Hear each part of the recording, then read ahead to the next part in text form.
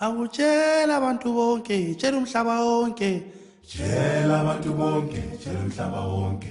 Tshela abantu bonke, tshela umhlaba wonke. Tshela abantu bonke, akubatshele wena. Tshela abantu bonke, tshela umhlaba wonke. Uthi nansi ingoma ikhona, ingoma yase-Afrika, nansi ingoma ikhona, ingoma yabokhokho bethu, nansi ingoma ikhona, ingoma yase-Afrika, nansi ingoma ikhona. thatha ngeyakho. Bonjour, bienvenue dans votre émission Mes Nouveaux Héros. Aujourd'hui, je vais vous parler d'un personnage historique russe du XVIIIe siècle, Abraham Petrovitch Hannibal, brillant ingénieur, mathématicien et général d'armée. Notre héros est né en Afrique, dans la cité de Logon-Birni, une ville fortifiée construite sur les bords du fleuve Logon. La cité de Logon-Birni se trouve à l'extrême nord du Cameroun actuel, à la frontière du Tchad.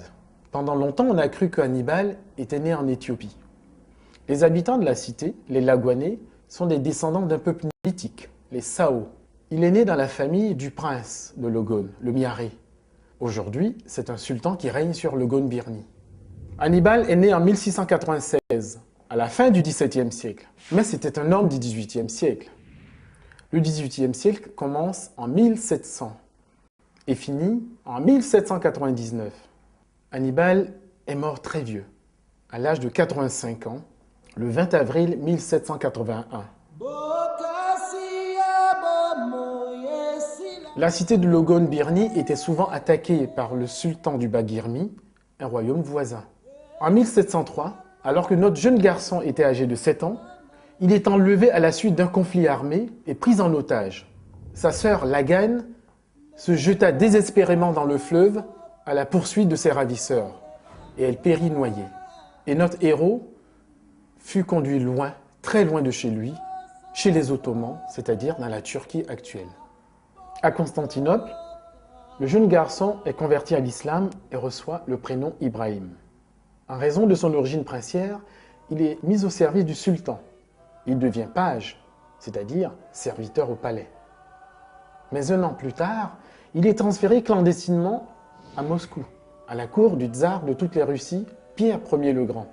Le tsar l'adopte, le fait baptiser à la religion grecque-orthodoxe sous le nom d'Abraham Petrovitch Petrov.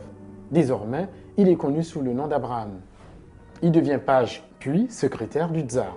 En quelques années, il devient confident et un des plus proches collaborateurs de l'empereur russe. Le jeune Abraham apprend les langues, le russe, le français, le néerlandais, mais il aime plus que tout les mathématiques. Dès que le tsar s'en aperçoit, il le confie au meilleur professeur. Alors qu'il a 15 ans, le tsar lui offre un livre d'arithmétique. Hannibal a conservé précieusement ce livre dans sa bibliothèque personnelle. Aujourd'hui, 297 ans après, on peut toujours voir ce livre dans sa maison devenue musée. Lorsqu'il a 21 ans, le tsar l'emmène en France, apprendre les mathématiques, les sciences de l'ingénieur et les fortifications de Vauban. Il retourne à Moscou 6 ans plus tard avec un brevet d'ingénieur et le grade de capitaine de l'armée française. En 1725, Abraham écrit un traité de géométrie qui est le premier livre de mathématiques écrit en Russie. Il enseigne les mathématiques dans les écoles techniques de Russie. En 1725, à la mort du tsar, son père adoptif Pierre Ier le Grand, la nouvelle impératrice, sa mère adoptive, la tsarine Catherine Ier, le nomme professeur de mathématiques et de fortification du prince héritier et futur empereur Pierre II. Abraham Petrovitch devient le chef du corps des ingénieurs de l'armée impériale russe.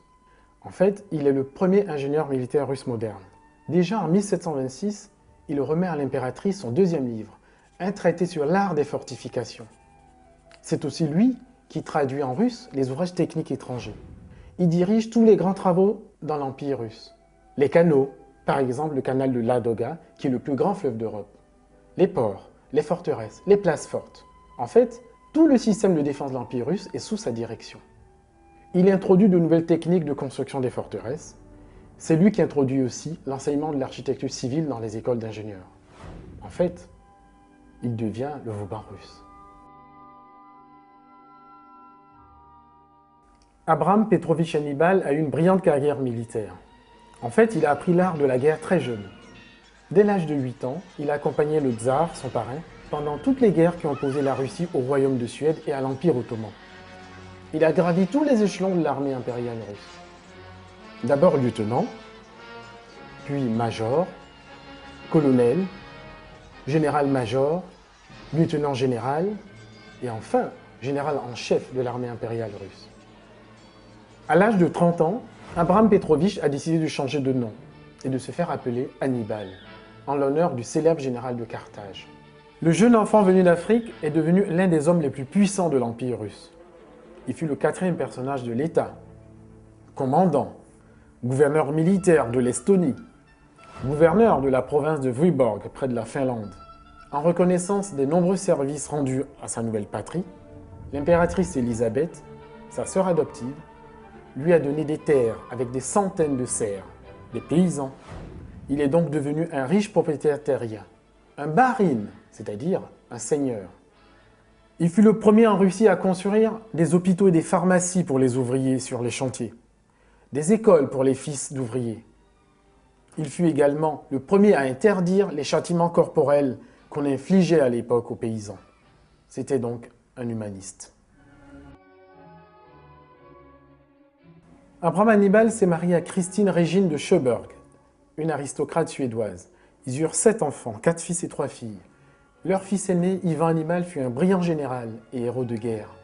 Ses frères furent aussi des militaires. Quant à ses sœurs, elles reçurent une éducation française et épousèrent des fils de grandes familles russes. La petite fille du général noir de Russie, Nadine Hannibal, qu'on appelait aussi la Belle Créole, est la mère du plus grand poète russe, Alexandre Pouchkine, né en 1799, la dernière année du XVIIIe siècle. Lors de notre prochain rendez-vous, vous ferez la connaissance du chevalier de Saint-Georges, célèbre maître d'armes et compositeur de musique, contemporain de Mozart. Au revoir et à très bientôt.